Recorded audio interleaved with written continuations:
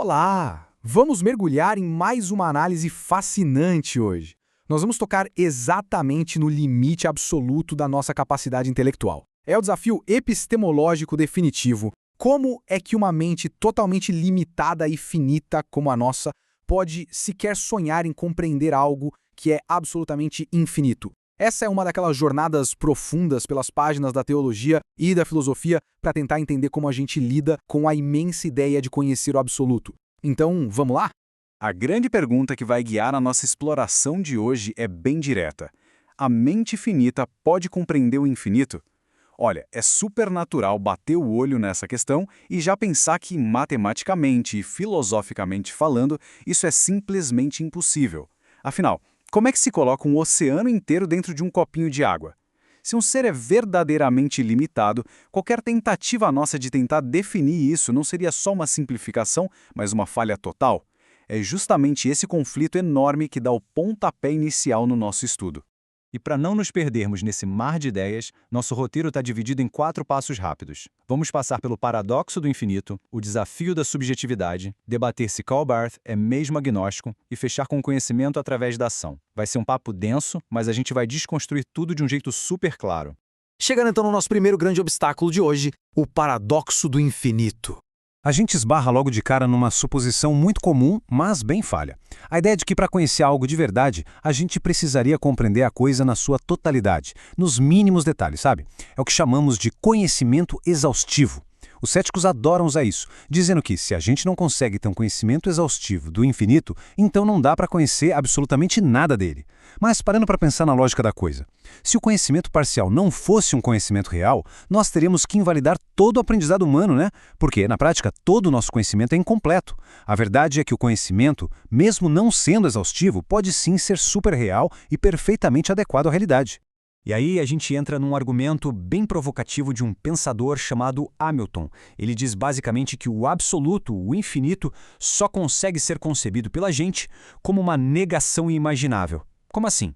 Bom, ele argumenta que quando tentamos descrever o infinito com palavras, a gente acaba apenas listando o que ele não é. Não tem fim, não tem limites, não falha. Para Hamilton, ficar usando esses termos puramente negativos significa que a nossa mente não está captando nada de verdade. A gente ficaria com zero concepção real, apenas um completo vazio descritivo. Só que tem uma refutação simplesmente brilhante para isso nas nossas fontes. O conceito de aceidade.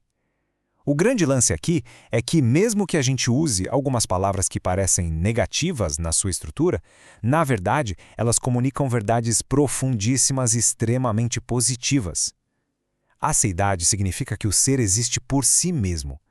Gente, isso carrega uma ideia gigantesca e positiva de autoexistência e autossuficiência. E não para por aí. Os textos lembram que atributos fundamentais como amor, espiritualidade e santidade são totalmente positivos. Ou seja, a nossa linguagem não fracassa de jeito nenhum. Ela, na verdade, constrói pontes conceituais incrivelmente reais. E isso nos leva direto para o nosso segundo ponto, o desafio da subjetividade. Esse é um daqueles obstáculos filosóficos que questionam a nossa própria capacidade de enxergar o mundo. Existe um ceticismo enorme que diz o seguinte: nós só conhecemos as coisas da forma como elas se relacionam com a nossa cabeça, com os nossos sentidos e não como elas realmente são. Isso é meio assustador, porque levanta a dúvida: será que no processo de aprender, a nossa lente humana distorce e dá um colorido falso para a realidade? Se isso fosse verdade, nunca jamais teríamos acesso à verdade objetiva, porque tudo estaria corrompido pela percepção de quem está observando. Mas aqui entra a nossa defesa filosófica fundamental. A contraposição é que, se existe qualquer tipo de conhecimento real no mundo, ele obrigatoriamente tem que corresponder à realidade objetiva. Pense bem, as leis de como a gente percebe e pensa as coisas não são invenções aleatórias do nosso cérebro.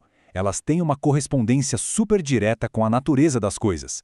Se a gente não tivesse essa correspondência básica, nós nem saberíamos que uma maçã é vermelha ou que uma rocha é dura. Ou seja, sem isso, nenhum conhecimento, seja ele científico, histórico ou teológico, seria possível. Tendo estabelecido que algum conhecimento é viável sim, vamos para o nosso terceiro tópico, que é bem polêmico. Afinal, Karl Barth é agnóstico? O teólogo Karl Barth enfrentou um escrutínio gigantesco na academia.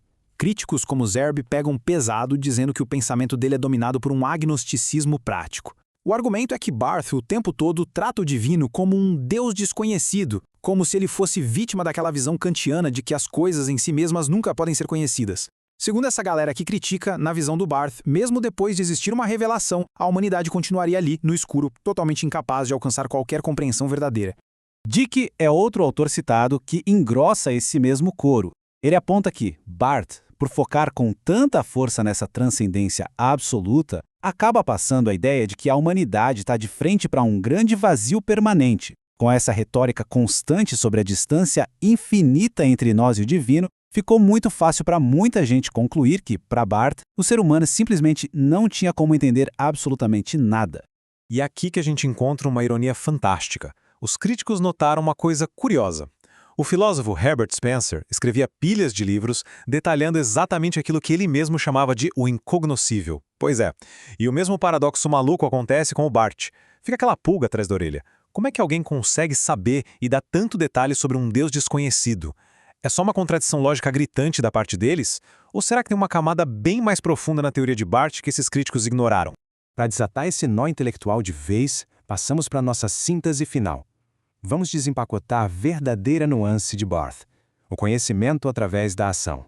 O grande detalhe é que quando Barth usa o termo Deus oculto, as fontes mostram que ele não está de jeito nenhum declarando um agnosticismo cego. O que ele está fazendo é deixar claro que a nossa mente não consegue deduzir o divino só olhando para as coisas terrenas. Não dá para simplesmente observar a natureza, analisar a história humana ou focar nas nossas experiências emocionais e descobrir o infinito. O conhecimento não é uma dedução lógica que a gente faz de baixo para cima. Pelo contrário, é algo ativo que precisa ser recebido através de uma ação externa, de uma revelação bem específica, descendo até o nosso limite.